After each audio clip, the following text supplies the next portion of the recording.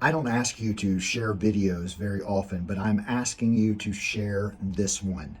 This gentleman, this war hero, Fred McGee, and his family deserve the Presidential Medal of Honor.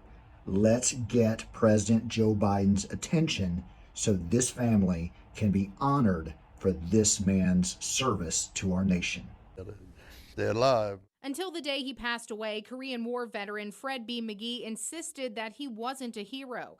But in the eyes of his family, friends, and now Congress, he was. My grandfather, it's like the most amazing person I know. Brandy Jones says her pap didn't talk about his service much with his family until the late 2000s. It was then she learned that the man she looked up to was indeed a true hero. During his time in Korea, Army Corporal Fred B. McGee had several close brushes with death. Each one came while putting others ahead of himself. McGee was forced to take command after his squad leader was wounded and exposed himself to dangerous gun and mortar fire multiple times to get injured men to safety. He got hit, he got hit with something in his arm, a mortar shell or something, just tore the side of his leg out. And he was walking along crying, hollering. And then the guy come, another soldier come along, he had a piece of shrapnel in here. And so we got between them and helped him back to the line where we started out at. For his bravery, McGee received the Silver Star, 2 Purple Hearts, and numerous other accolades. He was promised the Medal of Honor by his superiors, but never received it.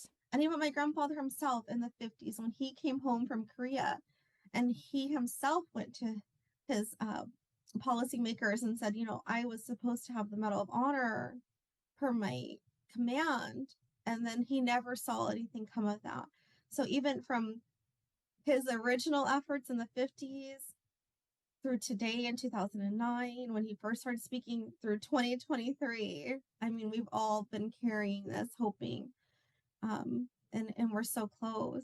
Through the years, his family has kept up the fight, campaigning for decades and speaking with multiple lawmakers to recognize their hero.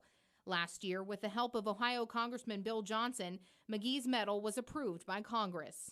See, anytime a Medal of Honor upgrade is recommended, if it's been more than 5 years since the combat experience that the individual had that would result in the award of the medal, the president needs congressional approval to be able to backdate beyond 5 years.